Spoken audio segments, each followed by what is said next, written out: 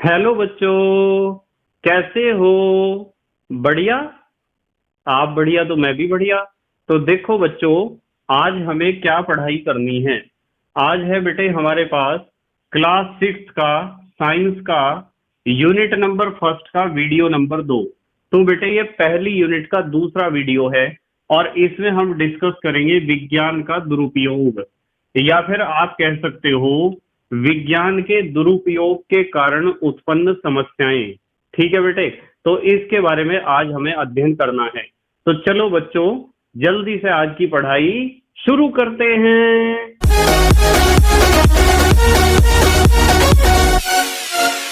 तो बेटे, आज हमें डिस्कस करना है कि विज्ञान के दुरुपयोग के कारण कौन कौन सी समस्याएं दैनिक जीवन में हमारे सामने आ रही हैं। वैसे तो आपको पता ही है कि विज्ञान ने हमारे जीवन को बहुत सरल बनाया है और लगातार विज्ञान हमारे जीवन को बहुत सरल बनाता रहेगा। ठीक है, जिससे हमारा जीवन जीना बहुत आसान हो जाता है और हमें बहुत अच्छा लगता है विज्ञान द्वारा दी गई सुविधाओं का उपयोग करने में। जैसे हम आज की ही बात कर रहे हैं, आप सब या आप में से कुछ बच्चे मुझे मोबाइल पे देख रहे होंगे और कुछ बच्चे बेटे पढ़ रहे होंगे लैपटॉप पे और कुछ बच्चे शायद टीवी की स्क्रीन पे पढ़ रहे होंगे, कुछ बच्चे प्रोजेक्टर पे पढ़ रहे होंगे। तो ये जो मोबाइल फोन है, टीवी है, लैपटॉप है या प्रोजेक्टर है, ये सब विज्ञान की ही तो देन है। मोबाइल एक ऐसी युक्ति है जो विज्ञान ने हमें दी है और इसका हम बहुआयामी प्रयोग कर सकते हैं, बहुत तरीके से प्रयोग हम कर सकते हैं। पर यदि आप मोबाइल का प्रयोग एक निश्चित सीमा में अर्थात संयमित रूप से करते हो, बहुत ज्यादा प्रयोग नहीं करते हो, तो मोबाइल आपके लिए अर्थात ये जो विज्ञान की देन है मोबाइल, वो आपके लिए बहुत अच्छा होगा।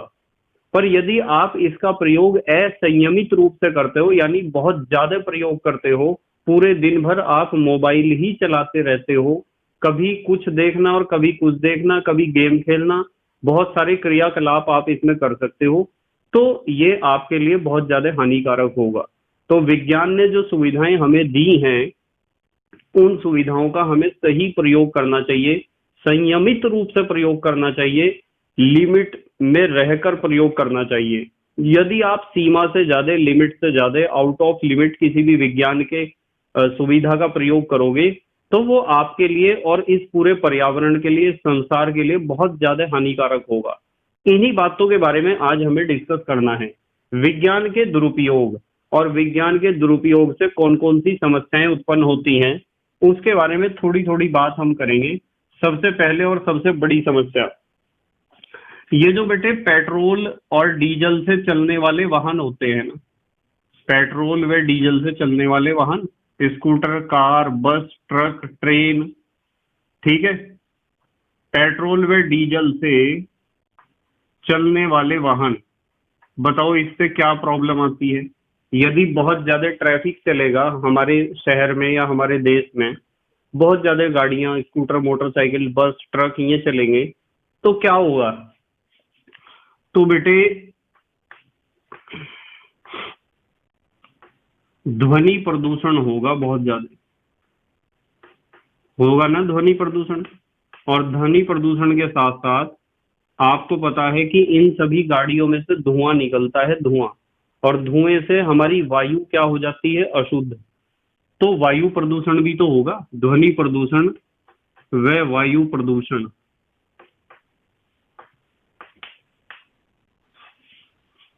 होता है। तो यदि हम बिना किसी आवश्यकता के भी अपने पेट्रोल और डीजल से चलने वाले वाहनों का प्रयोग करेंगे, तो वायु प्रदूषण होगा, ध्वनि प्रदूषण होगा और हमारा पर्यावरण जो है उसका संतुलन बिगड़ जाएगा। बहुत सारी बातें ऐसी होंगी जो पर्यावरण को असंतुलित कर देंगी। तो पेट्रोल और डीजल से चलने वाले वाहनों का कम से कम प्रयोग करना चाहिए। ध्वनि प्रदूषण तो होता ही है, पर वायु प्रदूषण एक मुख्य समस्या है जो इसके कारण होती है। ठीक है बेटे। नंबर 2, दूसरी बात, हम जो खेतों में रासायनिक उर्वरक प्रयोग करते हैं ना बेटे, रासायनिक खाद जैसे यूरिया है, जैसे डाई है, तो ये रासायनिक उर्वरक भी बहुत ज्यादा हानिकारक है। यदि आप इन्हें कम मात्रा में प्रयोग करते हैं तो बहुत अच्छे हैं। पर ये रासायनिक उर्वरक और बेटे हम कीटनाशक का भी तो प्रयोग करते हैं, जिसे आप कहते हो स्प्रे, छिड़काव किया है हमने अपनी फसल पर, स्प्रे किया है। तो ये जो रासायनिक उर्वरक और कीटनाशक हैं, यदि आप इन्हें कम मात्रा में प्रयोग करोगे तो पर्यावरण को इतने ज्यादा प्रभावित नहीं करेंगे। और यदि आप इन्हें बहुत अधिक मात्रा में प्रयोग करोगे कि एक फसल में ही आप देख रहे हो कि कभी कभी ऐसा हो जाता है कि हम 2 बार 3 बार या 4 बार कीटनाशक का स्प्रे करते हैं, तो इससे क्या क्या समस्याएं उत्पन्न होती हैं और रासायनिक उर्वरकों से क्या क्या समस्याएं उत्पन्न होती हैं। कीटनाशक के प्रयोग से क्या होता है बेटे, ध्यान से समझेंगे। प्रयोग से, अधिक प्रयोग की बात हम कर रहे हैं, मृदा प्रदूषण और जल प्रदूषण, मृदा प्रदूषण व जल प्रदूषण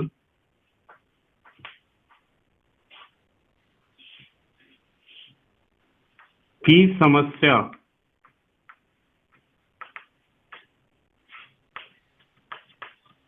उत्पन्न होती है। मिट्टी भी प्रदूषित हो जाती है बेटे रासायनिक उर्वरकों से और कीटनाशकों से, और जल भी प्रदूषित हो जाता है। ठीक है, ये समस्याएं उत्पन्न होती हैं। पर बेटे इसी के साथ साथ एक समस्या और होती है इससे, जो आप उर्वरक और कीटनाशक अपने खेतों में प्रयोग करते हो, इससे क्या होता है कि जो सांप है ना, सांप और केंचुए, जो कहे जाते हैं कि केंचुआ क्या होता है, किसान का मित्र होता है। तो क्या होगा, सांप व केंचुओं की संख्या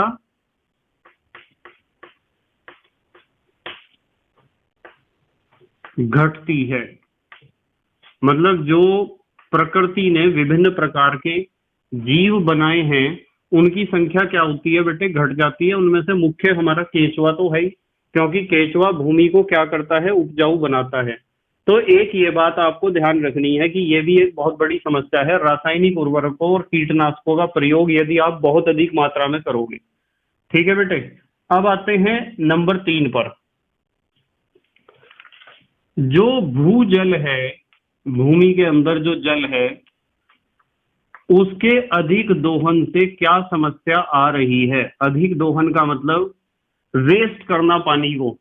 अधिक दोहन का मतलब क्या है, बिना किसी आवश्यकता के भूमिगत जल को वेस्ट करना। ठीक है, बेकार करना, उसे ज्यादा प्रयोग करना बिना किसी आवश्यकता के।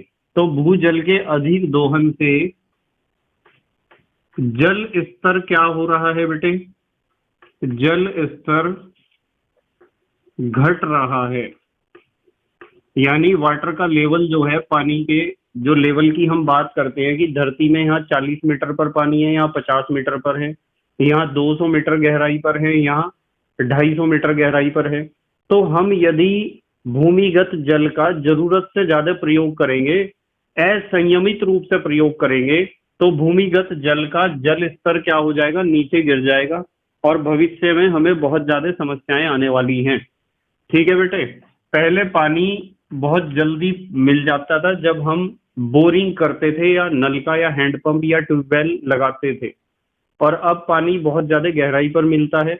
इसका कारण एकमात्र यही है कि जो भूमिगत जल है उसका स्तर, जल का लेवल नीचे गिर गया है, क्योंकि बहुत अधिक मात्रा में उसका असंयमित रूप से दोहन किया जा रहा है। ठीक है बेटे, बेटे कभी कभी आपने देखा होगा कि किसी फंक्शन में या किसी भी उसमें तेज संगीत बजता है बहुत, जिसे आप कहते हो डीजे बजना, या फिर और भी बहुत सारे इस तरह के जैसे बैंड बजना। तो तेज संगीत से और कभी कभी लाउड स्पीकर से,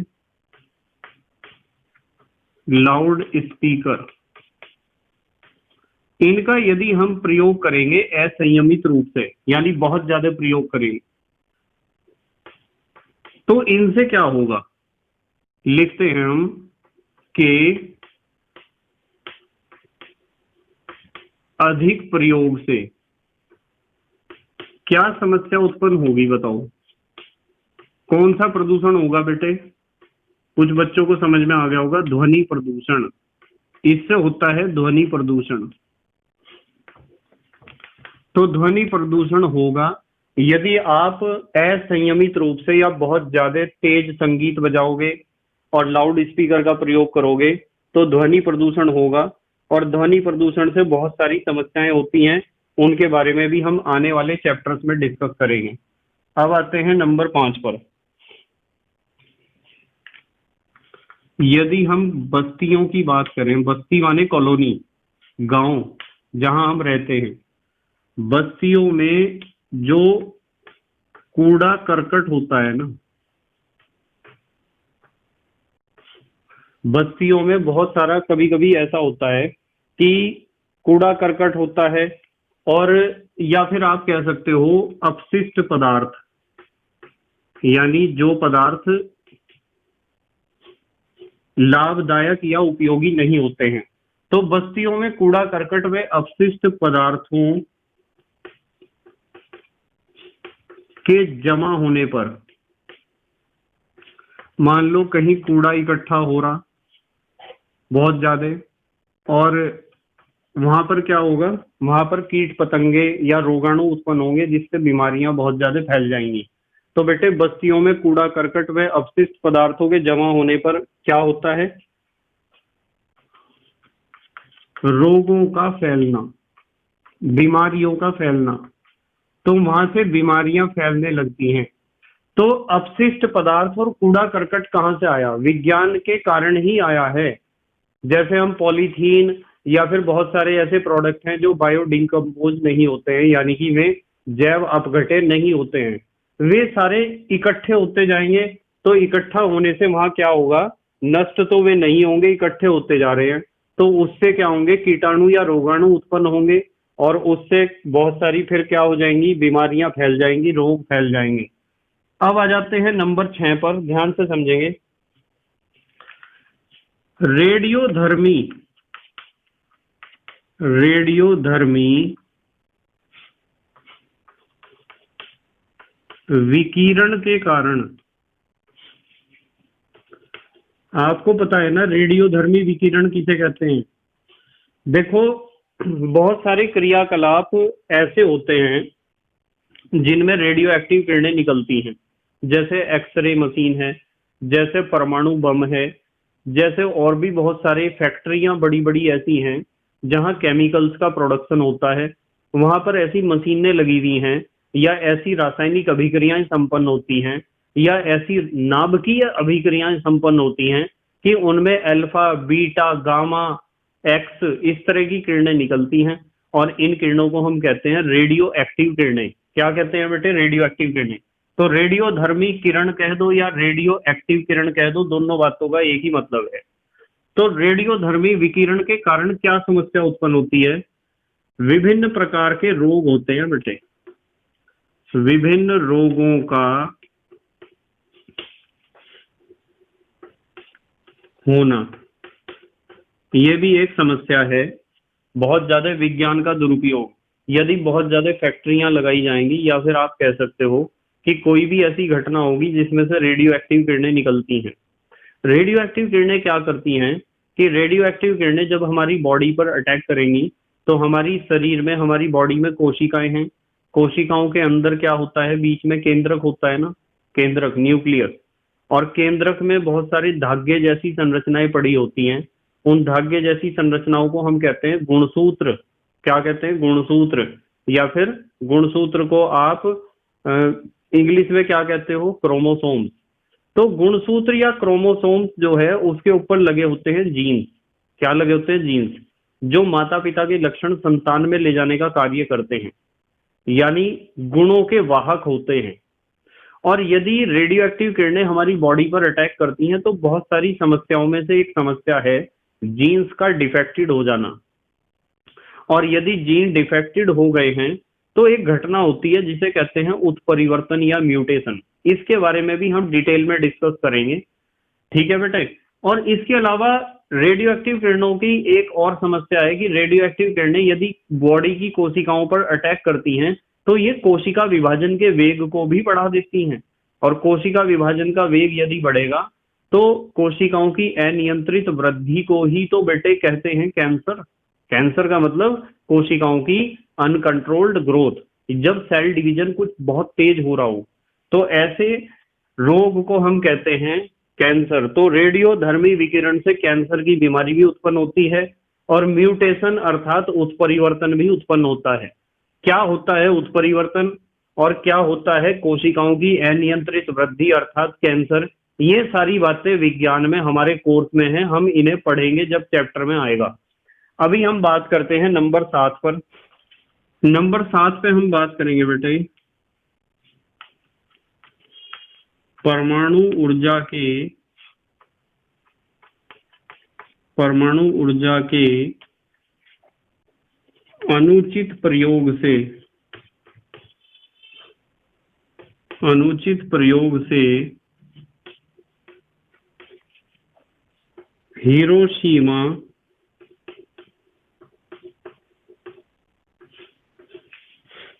व नागासाकी, ये तो नाम आपने सुने होंगे, शहरों का समाप्त हो जाना, क्योंकि यहाँ गिराए गए थे परमाणु बम। क्या गिराए गए थे बेटे? परमाणु बम। तो ये भी तो विज्ञान का दुरुपयोग ही है बेटे। ठीक है, क्या है? विज्ञान का दुरुपयोग। और ये परमाणु बम से भी रेडियो एक्टिव किरणें निकली थी। मतलब उस समय तो ऐसा लगा था कि हाँ भाई सब कुछ तहस नहस हो गया है, बहुत सारे आदमी मरे हैं, बहुत सारी भूमि जो उपजाऊ थी वो बंजर हो गई है, बहुत सारी बड़ी बड़ी इमारतें टूट गई हैं। पर वास्तविकता यह है कि इसका खामियाजा अब तक उस देश के लोग भुगत रहे हैं, क्योंकि वे जो परमाणु बम वहां विस्फोट हुए थे, परमाणु बम विस्फोट होने से बेटे रेडियो एक्टिव किरणें निकली थी। और रेडियो एक्टिव किरणें कैसे? जैसे अल्फा बीटा गामा एक्सरे वगैरह। और ये रेडियो एक्टिव किरणों ने क्या करा, उनके कोशिका के अंदर उपस्थित, केंद्रक के अंदर उपस्थित क्रोमोसोम्स के ऊपर उपस्थित जीन्स पे अटैक करा। और जीन्स पे जो अटैक करा तो उनमें एक जेनेटिक डिफेक्ट डेवलप हुआ, एक उत्परिवर्तन जो है हमें देखने को मिला। और आज भी हिरोशिमा और नागासाकी में जो लोग बचे थे उनकी जो संतानें होती हैं वे अपंग होती हैं, किसी का हाथ नहीं है, किसी का पैर नहीं है, किसी का कान नहीं है। इस तरह की संतानें आज तक उत्पन्न आ रही हैं। वहां बहुत सारे केस ऐसे देखने को मिलते हैं। और उसका कारण बेटे यही था कि वहां परमाणु बम गिराए गए थे। और परमाणु विस्फोट जहां भी होता है वहां रेडियो एक्टिव किरणें भी निकलती हैं, जिनका दूरगामी दुष्परिणाम होता है। कई सालों के बाद, कई सदियों के बाद, कई शताब्दियों के बाद भी उसका प्रभाव हमें देखने को मिलता रहता है। ठीक है बेटे। अच्छा, एक बात और ध्यान रखनी है आपको, दुरुपयोग की, विज्ञान का दुरुपयोग की एक समस्या और ध्यान रखनी है कि जो आपका फ्रिज होता है ना, फ्रिज, रेफ्रिजरेटर और एसी, इनसे एक गैस निकलती है,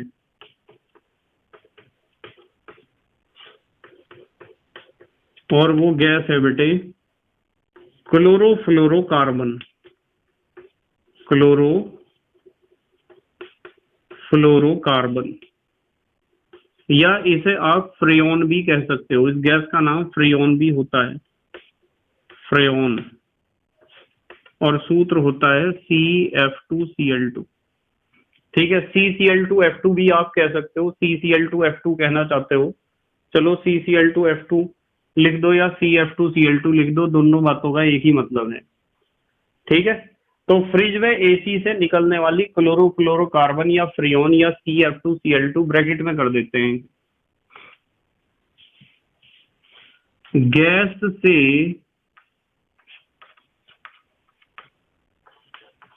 वायुमंडल की ओजोन परत का नष्ट होना, ओजोन परत का नष्ट होना। तो ओजोन परत क्या हो जाती है? नष्ट हो जाती है बेटे। अब आपको पता है कि हमारी धरती के तल से कई किलोमीटर ऊपर एक ओजोन की परत है, ओजोन गैस की, O3 की, जो सूर्य से आने वाली पराबैंगनी किरणों को हम तक नहीं पहुंचने देती है। वो एक तरह की छलनी है, एक तरह का फिल्टर है। पराबैंगनी किरणों को वहीं रोक लेती है, क्योंकि यदि सूर्य से आने वाली पराबैंगनी किरणें ओजोन की परत द्वारा नहीं रोकी जाएंगी और वे पृथ्वी तक पहुंचेंगी, तो उनका बहुत ज्यादा ऋणात्मक प्रभाव होगा, बहुत हानिकारक प्रभाव होगा हमारे शरीर पर और अन्य सभी जीव जातियों पर। और उन हानिकारक प्रभावों में से एक प्रभाव को मैं सिंपली एक्सप्लेन कर सकता हूँ, सरल रूप से आपको समझा सकता हूँ। वो प्रभाव है कि जो पराबैंगनी किरणें हमारी बॉडी पर अटैक करेंगी, तो वे कैंसर की बीमारी उत्पन्न करती हैं।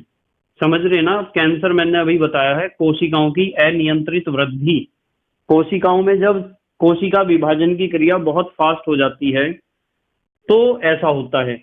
और बेटे, ये जो क्लोरोफ्लोरोकार्बन या फ्रेयॉन या CF2Cl2 गैस है, वो वायुमंडल की ओजोन परत को नष्ट करती है। इसलिए करती है, उसका कारण यदि कोई आपसे पूछता है ना कि क्यों हो रहा है ऐसा, वैसे तो बहुत सारी रासायनिक अभिक्रियाएं हैं, जब आप बड़ी क्लास में पहुंचोगे तो आपको समझाया जाएगा। पर इसका मुख्य कारण आप बता सकते हो कि क्लोरोफ्लोरोकार्बन जो है बेटे, वायु प्रदूषण उत्पन्न करती है। कौन सा प्रदूषण? वायु प्रदूषण इसका कारण आप बता सकते हो, जिसके कारण ये ओजोन परत को क्या करती है? नष्ट। अब जल्दी से स्क्रीनशॉट लो, फिर मैं आपको होमवर्क दूंगा करने के लिए। ले लिया बेटे स्क्रीनशॉट? ठीक है। अब हम बात करेंगे बेटे आज के होमवर्क की, कि आपको होमवर्क में कौन कौन से क्वेश्चन सॉल्व करने हैं। कुछ क्वेश्चन दे रहा हूं बेटे, आसान आसान से। सबसे पहला क्वेश्चन, कुछ रिक्त स्थान भी होंगे इसमें, ज्यादातर रिक्त स्थान ही होंगे। रिक्त स्थान व रिक्त स्थान, दो रिक्त स्थान आ गए। रिक्त स्थान व रिक्त स्थान पर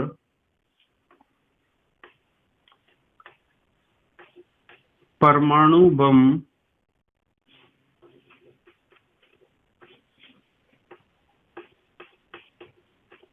गिराए गए थे। बता दोगे ना आप कि किस किस जगह परमाणु बम गिराए गए थे? एक तो ये बताना है। नंबर 2, दूसरा क्वेश्चन, यूरिया के, यूरिया क्या है? रासायनिक उर्वरक है ना। यूरिया के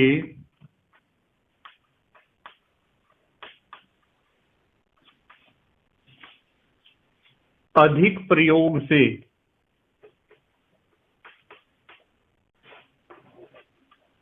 यूरिया के अधिक प्रयोग से रिक्त स्थान प्रदूषण होता है। कौन सा प्रदूषण होता है वो लिखना है आपको, यदि आप यूरिया का बहुत ज्यादा प्रयोग करोगे। ठीक है। नंबर 3, ओजोन परत में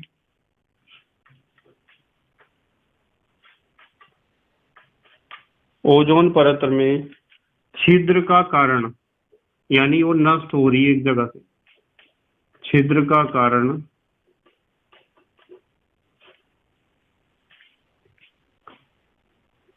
रिक्त स्थान प्रदूषण है।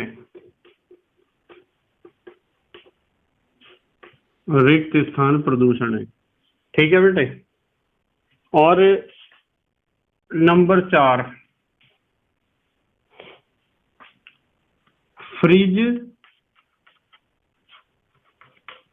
तथा AC से रिक्त स्थान गैस निकलती है। कौन सी गैस निकलती है वो बताना है आपको। फ्रिज और AC से कौन सी गैस निकलती है वो बताना है। उसके मैंने आपको सिखाए हैं 3 नाम, 3 में से कोई सा भी एक लिख सकते हो आप। तो ये तो थे रिक्त स्थान। अब 5वां क्वेश्चन क्या है, देखो जरा ध्यान से देखेंगे। विज्ञान के दुरुपयोग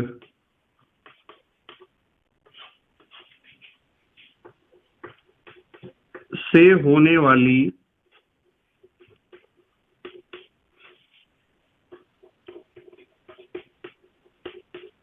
किन्हीं दो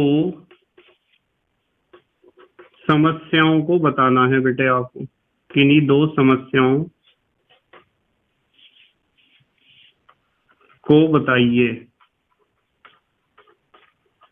बता दोगे ना, मैंने आपको लिखवाई हैं 8 समस्याएं, तो 8 में से कोई सी 2 समस्याएं जो आपको अच्छी लगती हैं वो बतानी है।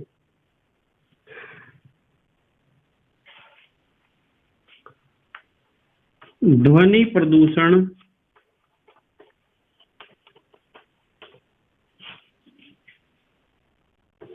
किन किन